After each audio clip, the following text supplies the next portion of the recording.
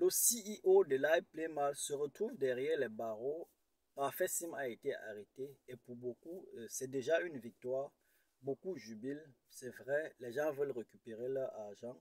Mais certains investisseurs, même ceux qui n'ont rien investi dans le projet, jubilent eux aussi. Et pourtant, on devrait avoir l'esprit critique. Ce n'est pas toujours la raison qu'on te donne qui est la bonne. Tu devrais faire une remise en question parce que Parfait Sim portait un projet gigantesque, pas seulement pour son pays, mais pour toute la zone CEMAC. Un projet qui porte sur le Limo une crypto-monnaie qui devrait d'ailleurs concurrencer le franc CFA. Sur mon regard, on peut penser que la France est derrière ce complot. À tout de suite.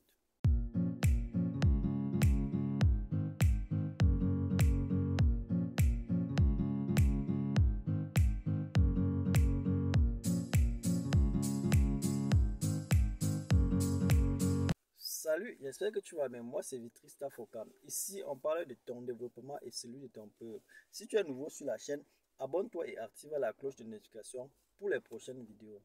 Comme je disais à l'introduction, le CEO de l'iPlayMart a été arrêté. Parfait Sim se trouve actuellement derrière les barreaux. Pour beaucoup, c'est une victoire. Mais en tant que stratège, tu devrais faire une remise en question. Tu devrais te poser beaucoup de questions. Et je vais commencer par dire que Parfait Sim a été arrêté parce qu'il se trouve, il a eu la malchance d'être né au Cameroun. Et ça serait pareil s'il était né en Côte d'Ivoire. En quelque sorte, il y a plusieurs pays francophones où Parfait Sim, son projet n'aurait pas abouti. Et pourtant, dans d'autres pays, un pays comme le Ghana, le Nigeria, la liste est longue, son projet devrait vraiment aboutir et il devrait être d'ailleurs soutenu par la politique, par les politiciens, disons ça ainsi. Et comme il a eu cette malchance d'être camerounais, son projet doit échouer. Voilà pourquoi les gens veulent que Parfait Sim tombe, que son projet, le Limo, le concurrent, qui devrait d'ailleurs concurrencer le CFA, ne devrait pas aboutir. Le CFA se sent menacé. Tu as d'ailleurs suivi l'une de mes vidéos, pas la dernière, je pense, l'avant-dernière vidéo, j'avais parlé du Bitcoin qui devient une monnaie nationale, une monnaie secondaire en Centrafrique. Oui, ce projet a été adopté à 100% par les parlementaires centrafricains, mais à la dernière minute, la BEAC n'a pas adopté le projet. La BEAC a bloqué. Tu sais, la BEAC, c'est la France. Oui, la BEAC a simplement stoppé le projet. Tu vois, un pays se bat pour sortir du CFA, mais les détracteurs, ils sont nombreux, ils sont un peu de partout. Pour revenir au projet de l'iPlayMall, aujourd'hui, beaucoup parlent du Bitcoin. Et le Bitcoin serait au-dessus de toutes les monnaies qui existent. C'est une crypto-monnaie. Le Bitcoin, c'est le projet pensé par quelqu'un. Et il y a autant de crypto-monnaies. Mais ce n'est que chez nous que la crypto-monnaie, on n'a même pas encore adopté les projets. On n'a même pas encore écrit les textes qui règlent les crypto-monnaies. Ça veut dire que chez nous, on fait tout pour bloquer les crypto-monnaies. On fait tout pour que les crypto-monnaies ne deviennent pas une réalité. Parce que les crypto-monnaies mettraient à mal le CFA, cette monnaie que beaucoup défendent tant. Donc c'est par là que la réflexion devrait commencer. Ne vois pas seulement la personne de Parfait Sim qu'on a arrêté, qu'on a incarcéré. Il faut regarder un peu de très loin. Tu verras que les gens ne veulent pas que le CFA meure. Donc, et voilà le véritable problème. Ne vois pas seulement qu'on dit qu'il a escroqué, il doit aller en prison, c'est un hacker. Non, non, non. Il ne serait pas un arnaqueur. Il a juste beaucoup de détracteurs.